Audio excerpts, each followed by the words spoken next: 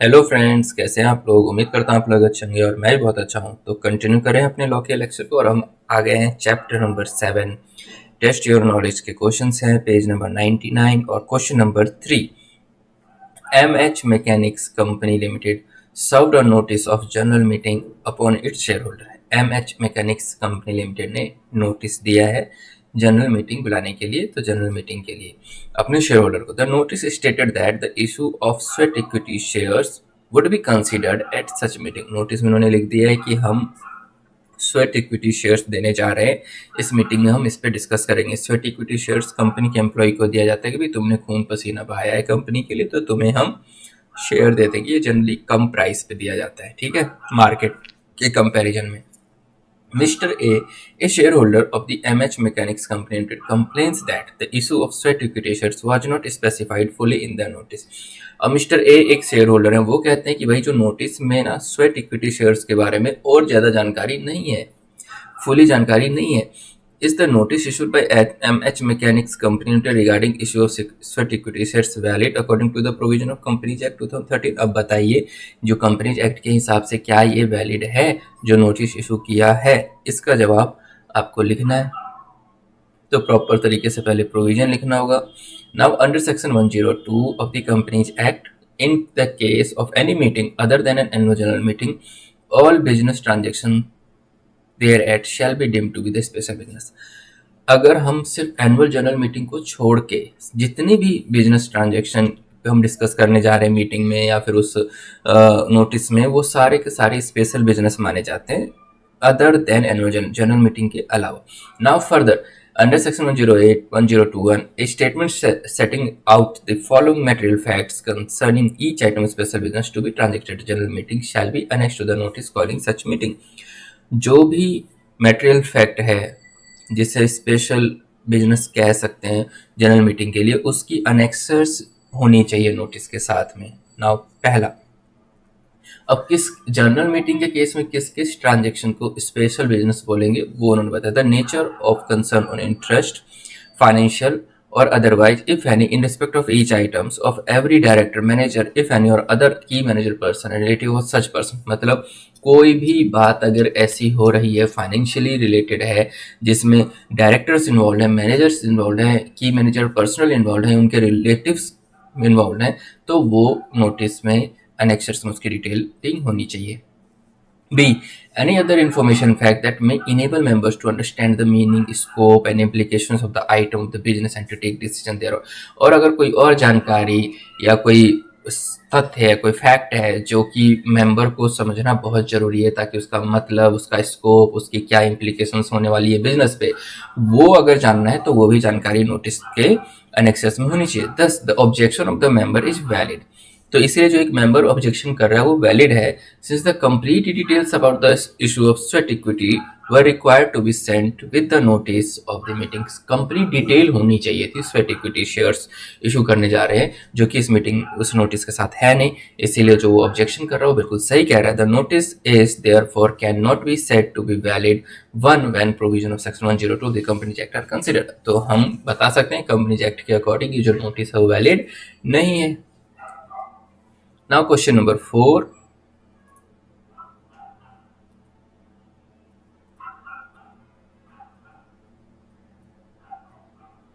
Tulip Gardens Limited maintains its register of members at its registered office in Mumbai। जो tulip garden limited है वो अपना register member maintain कर रहे हैं रजिस्टर्ड ऑफिस में मुंबई में।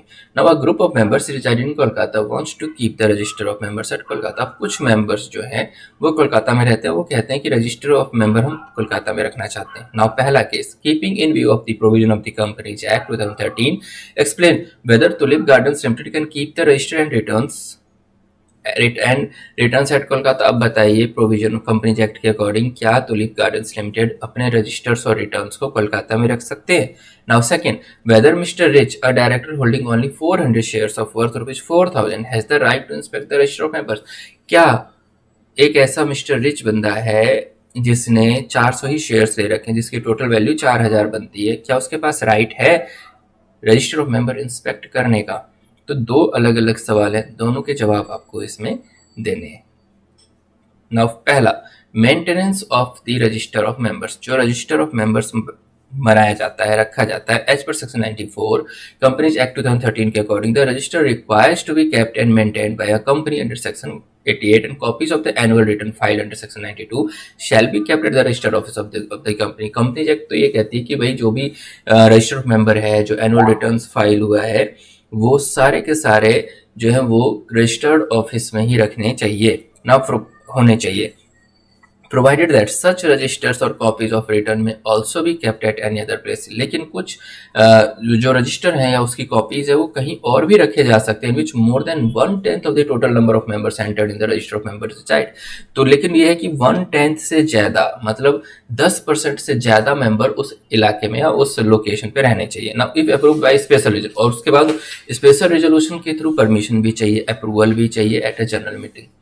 सो tulip limited can also keep the register returns and Kolkata. तो तुलिप लिमिटेड रख सकते हैं अपने रजिस्टर रिटर्न्स को कोलकाता में आफ्टर कंप्लायंस, ये जो ऊपर लॉ बताया गया उसको फॉलो करने के बाद, provided more than 1/10 of the total number of members entered in the register of members reside in Kolkata. बस यही है कि एक 10वें हिस्से से ज्यादा मतलब 10% से ज्यादा जो टोटल नंबर ऑफ मेंबर्स है उसका 10% से ज्यादा जो नंबर निकल के आता उतने मेंबर कोलकाता में रहने चाहिए, तभी वो वहां पे रख सकते हैं. नाउ सेकंड, रिच, जिसके मिस्टर रिच के पास सिर्फ 400 शेयर है, 4000 की वैल्यू है, क्या वो इंस्पेक्ट कर सकते हैं? मतलब कहने का मतलब ये छोटा शेयर होल्डर है. Now as per section 94 of the company the register and their indices except when they are closed under the provision of the company act, and the copies of all the returns shall be open for inspection by any member, debenture holder, other security holder or beneficial owner during business hours without payment of any fees, or by any other person or any payment on payment of such fee as may be prescribed. भैया ये तो कह रहा है कि कर सकते हैं कंपनी, मतलब ये इंस्पेक्ट कर सकते हैं, कोई भी मेंबर कर सकता है, डिबेंचर होल्डर कर सकता है, अदर सिक्योरिटी होल्डर कर सकता है, बेनिफिशियल ओनर कर सकता है, लेकिन बिजनेस आवर्स में विदाउट फी के. लेकिन अगर कोई मेंबर नहीं है, कोई पर्सन नहीं है, या इनके अलावा कोई अदर व्यक्ति है, तो वो फी पे करके इंस्पेक्ट कर सकते हैं, तो इसमें कोई रुकावट है नहीं. Accordingly a director of mister Rich who is a share holder of the company has a right to inspect the register. तो उसके पास राइट है रजिस्टर को इंस्पेक्ट करने का members during business hours without payment of any fees as per the provision of the. कोई बिना पैसे दिए वो बंदा इंस्पेक्ट कर सकता है. क्वेश्चन नंबर 5,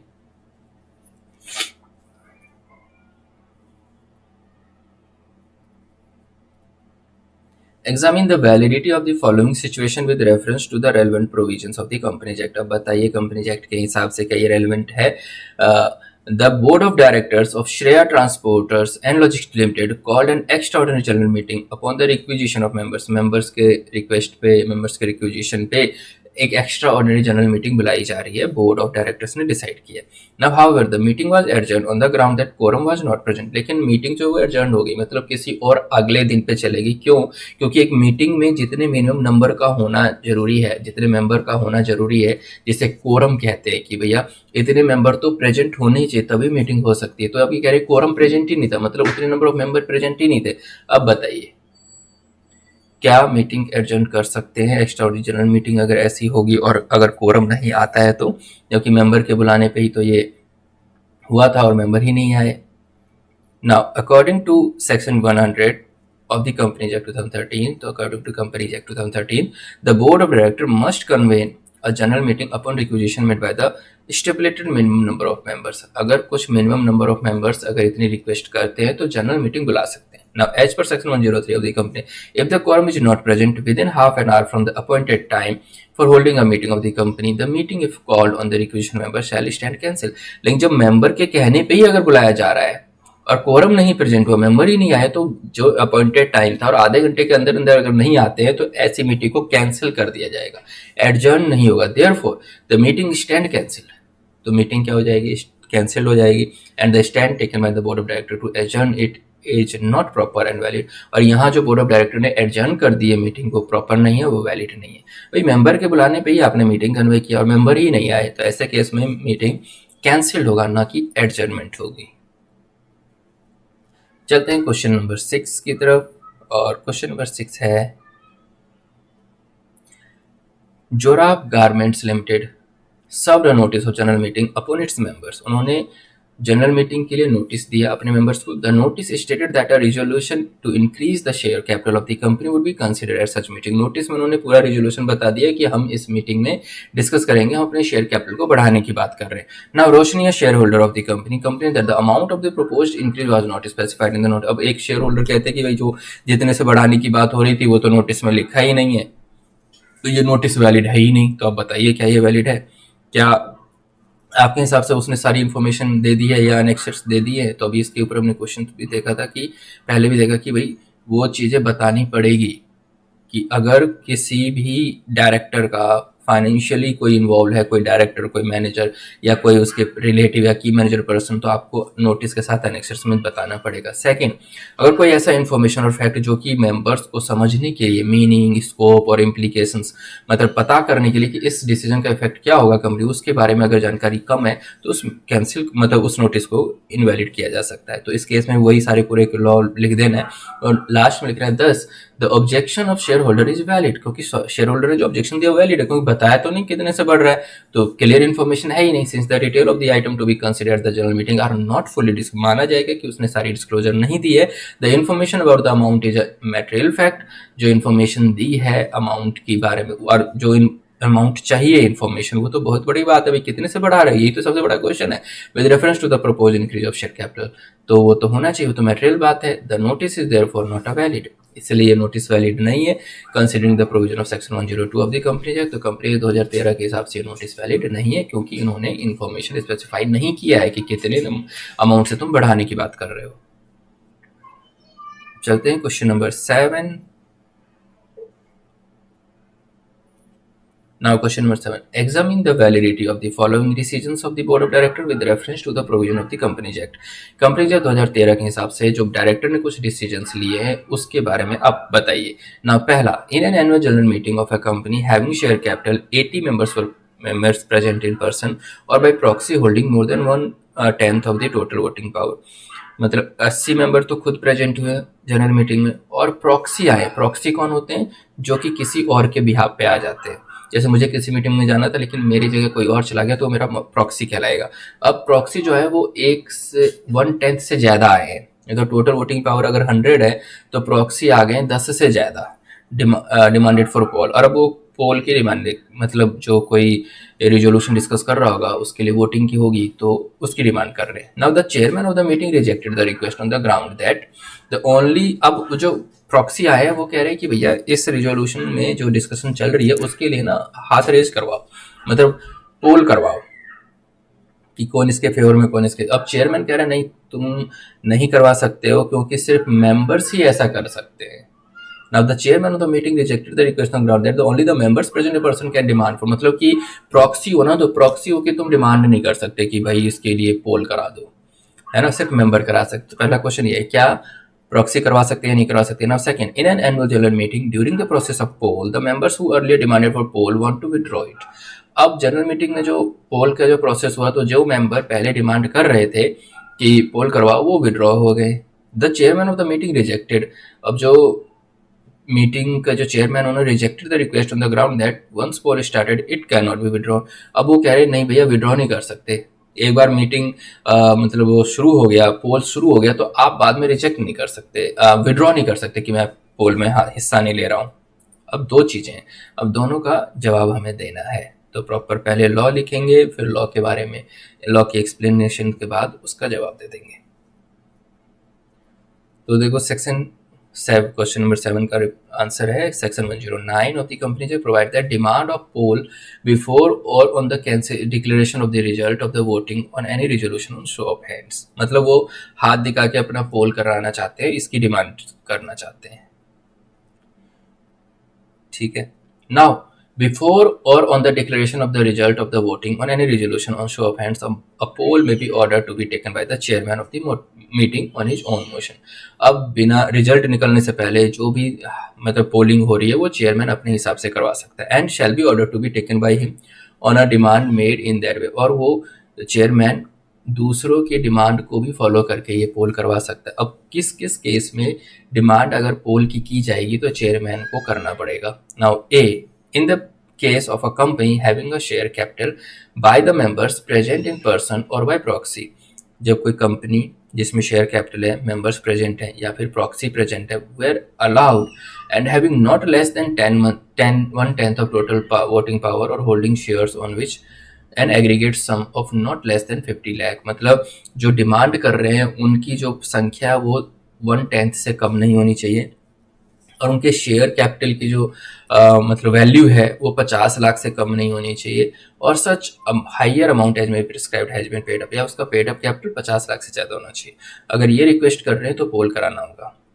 नाउ तो इसमें हम देख तो रहे थे 1/10 से ज़्यादा थे वो सारे प्रॉक्सी और वो कर भी रहे थे, तो एक चीज़ तो क्लियर था कि 1/10 से ज़्यादा थे तो इसका मतलब वो डिमांड कर सकते हैं। Now second, in the case of any other company by any member और मेंबर्स प्रेजेंट इन पर्सन और proxy were allowed having not less than 1/10 of the total. और अगर company having a share capital की बात थी, अब दूसरे case में कंपनी कोई और भी कंपनी रहती है तो मेंबर और जो भी प्रेजेंट हुए हैं और प्रॉक्सी को मिला के भी वो टोटल वोटिंग पावर से 1/10 से नीचे नहीं होनी चाहिए। तो वो उस केस में हम देखे थे 1/10 से ज़्यादा है ना, withdrawal of the demand for poll. So according to the section 102, the demand for a poll may be withdrawn at any time by the person who made the demand। जो भी डिमांड कर रहा है वो कभी भी विड्रॉ कर सकता है। Now hence on the basis अब जवाब दे दो, पहले का क्या है इस प्रोविजन के अकॉर्डिंग। पहला, the chairman can not reject the demand for poll subject to the provisions content in the article of company. भाई आर्टिकल ऑफ कंपनी के प्रोविजंस के अकॉर्डिंग देख लेंगे और चेयरमैन रिजेक्ट ही नहीं कर सकता क्योंकि 1/10 से ज़्यादा थी value. Now second, chairman can not reject the request of the members for withdrawal of the demand for a poll. और चेयरमैन यहाँ वो डिमांड जो विड्रॉल का डिमांड है उसे भी रिजेक्ट नहीं कर सकता क्योंकि लॉ ये कहता है कभी भी वो कर सकते हैं। तो इस तरीके से हमने सातवें क्वेश्चन तक कवर कर लिया है। तो दोस्तों मिलते हैं नेक्स्ट वीडियो में और क्वेश्चन नंबर 8 से आगे बढ़ेंगे। तो तब तक के लिए बाय बाय, टेक केयर।